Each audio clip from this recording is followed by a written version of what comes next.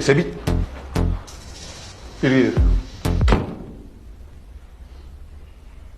Не істеушісің да? Бухгалтерге келген ба?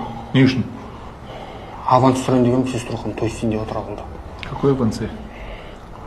Кассада ақша жоқ. Ертең залыққа ақша жоқ менде.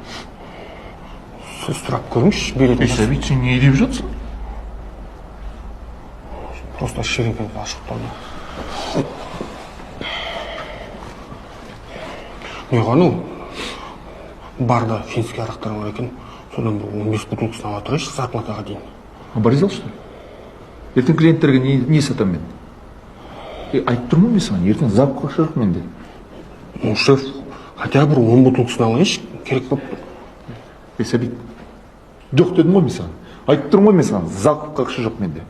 Ондан жеңгеш қыз звондаған кезде мен де екен, стоит пісіртпеші деген кезде бухгалтердің өзі пісіртпесін деп айтты. Стоять! 10 бутылка аласың. И сен бұл жерде ештеңке естіген жоқсың, көрген жоқсың. Понял? 15 бутылкасын берсеңіз, вообще памятімде жүрсең. Сәбит. Все, 10 бутылка, то 10 бутылка.